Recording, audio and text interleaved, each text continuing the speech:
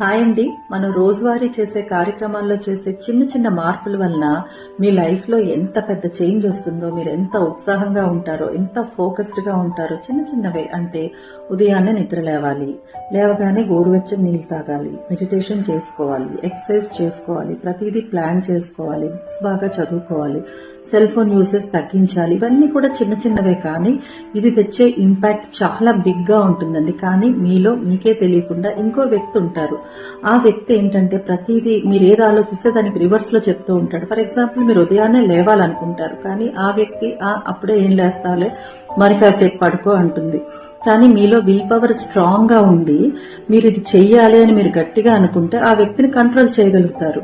అంతేకాదు, ఆ వ్యక్తిని కంట్రోల్ చేయడంతో పాటు మీరు లేచి ఇవన్నీ చేయగలుగుతారు. కాబట్టి ఆ చేంజ్ అనేది మీరు చూస్తారండి. ఖచ్చితంగా మీరు ఆ వ్యక్తిని కంట్రోల్ చేయాలంటే ముందు మీరు స్ట్రాంగ్ గా ఉండాలి, అంతే.